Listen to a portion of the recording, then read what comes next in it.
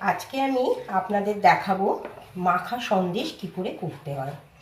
প্রথমে আমি একটুখানি দুধটা জাল দিয়ে নিয়েছি। এবারে অল্প 1 কাপ মতো দুধ দিয়েছি। দুধটা একটুখানি ঘন হয়ে যাক, ঘন হয়ে একটুখানি হয়ে এসছে, এই নাড়িয়ে এরপর আমি এটার মধ্যে একটু অল্প 5-6 টেবিল স্পুন মতো গুঁড়ো দুধ দিয়ে দিলাম। দিয়ে সমানে অল্প আঁচ করে আমাকে নাড়িয়ে যেতে হবে। নাড়িয়ে নিয়ে এটাকে প্লেন করে নিয়ে আস্তে আস্তে গুঁড়ো দুধটাকে মিশিয়ে নেব সমস্ত দুধের সঙ্গে। গুঁড়ো দুধ দিলে কনডেন্স মিল্কও আপনারা ব্যবহার করতে পারেন, কিন্তু আমি গুঁড়ো দুধের সাহায্যে করছি, তাতে খুব ভালোই হবে। যারা ইচ্ছা তারা কনডেন্স মিল্ক ব্যবহার করতে পারেন। গুঁড়ো দুধটাকে আস্তে আস্তে করে সবটাই মিলিয়ে নিলাম। এরপর আমি খোয়া ক্ষীর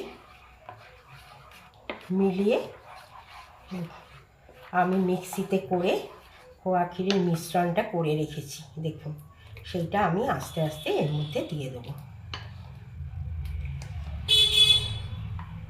দিয়ে দেবো মিশ্রণটাকে দিয়ে খুব আস্তে আস্তে করে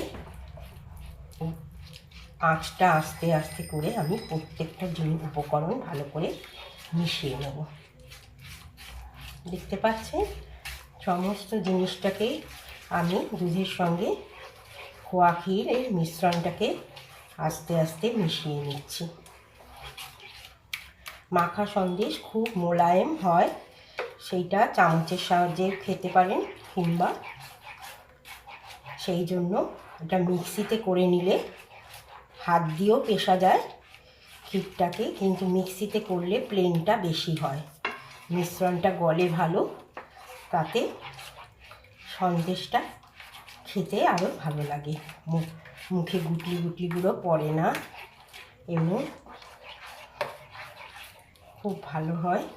এইভাবে আমি নাড়িয়ে আমি মিশ্রণটাকে এক করে নেব। এবার আমি আঁচটা একটু বাড়িয়ে নিলাম।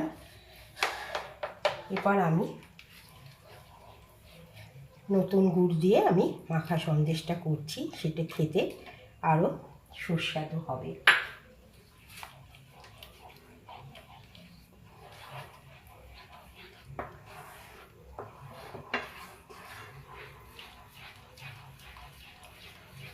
এইভাবে আমি মিশিয়ে নেব।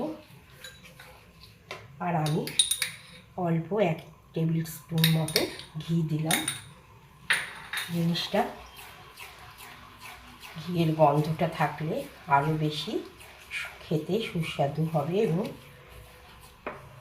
ভালো লাগবে, তাই জন্য এইভাবে আমি নাড়িয়ে জিনিসটা করে নেব। এইভাবে নাড়িয়ে আমি সমানে নাড়িয়ে যাব।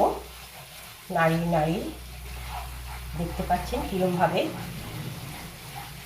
শুকিয়ে ফেলবো এর ভেতরের যে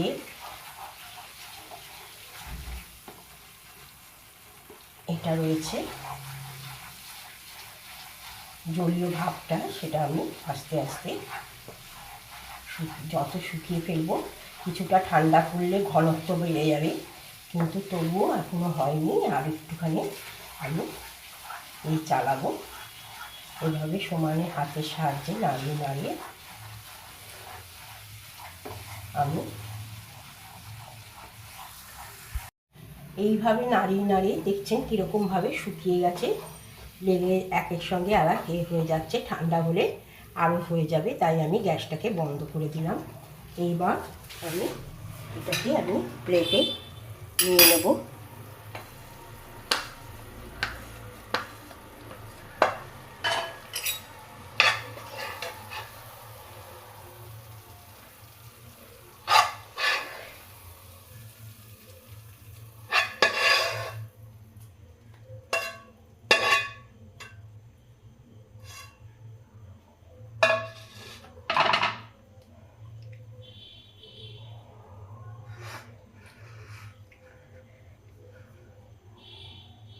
প্লেটে আমি নিয়ে নিলাম। আরও গাঢ় হয়ে যাবে যখন এটা হবে।